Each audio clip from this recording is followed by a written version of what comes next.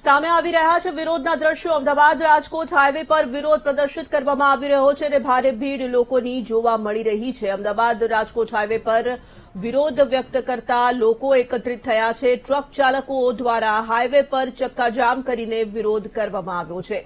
નવા અકસ્માતના કાયદાને લઈને આ વિરોધ પ્રદર્શન કરવામાં આવ્યું।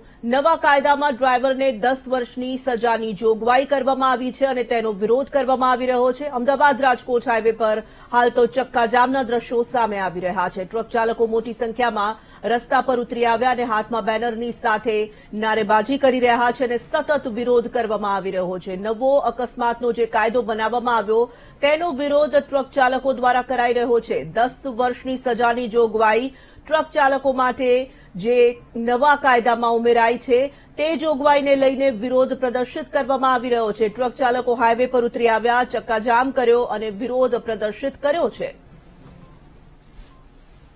અત્યારે અમે વિરોધ કરવા માટે એટલા માટે આવ્યા છીએ કે હાલમાં જ તે લોકસભાની અંદર આપણા ગૃહમંત્રી અમિત શાહ દ્વારા એક કાયદો રજૂ કરવામાં આવ્યો છે જે 1 જાન્યુઆરીથી લાગુ પડી જશે। એની અંદર એવી જોગવાઈ કરવામાં આવી છે ધારા 104/2 કે કોઈ પણ અકસ્માત થાય તો અકસ્માતની અંદર ડ્રાઈવરને જેની સાથે અકસ્માત કર્યો હોય એને હોસ્પિટલે લઈને જવાનો અને એનો સારવારને ઇલાજ કરાવવાનો અને 7 લાખ રૂપિયા દંડ અને 10 વર્ષની જેલની જોગવાઈ છે।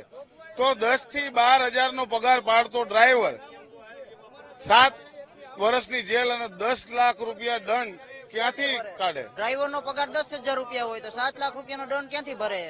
10 વર્ષની સજા કેમ ભોગવે? સાહેબ, આજે અમે ચક્કાજામ કરવા અને સરકારના કાળા કાયદા વિરુદ્ધ માટે અહીંયા ભેગા થયેલ છીએ અને સાહેબ આજે કાળો કાયદો અમારી ઉપર લગાડવામાં આવેલ છે। કહેવાનું એમ છે આ બહુ કાળો કાયદો કહેવાય। આવો અંગ્રેજોએ કે